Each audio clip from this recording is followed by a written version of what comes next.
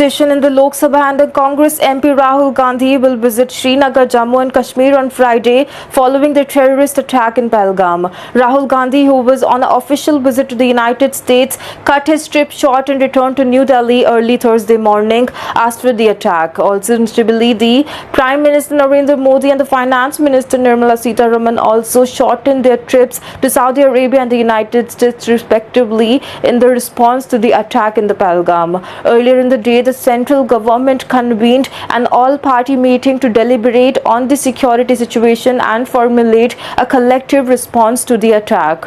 Also, following the attack, India has taken strong countermeasure against Pakistan for its support to the cross-border terrorism.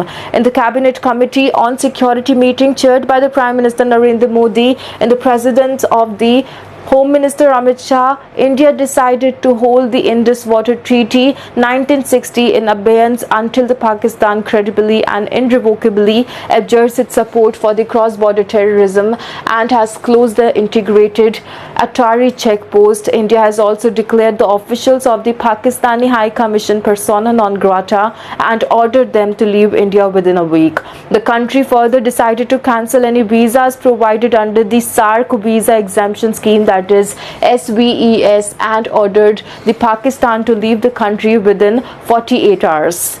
Also, the government of India has decided to suspend the visa services for the Pakistani nationals effective immediately. All the existing valid visa issued by the India to Pakistani nationals will stand revoked effective from 27th of April, the Ministry of External Affairs stated in the press release. Meanwhile, the families of the victims of the Pahalgam terror attack mourned the loss of their loved ones as they urged the government to take strong action against the perpetrators of this heinous crime.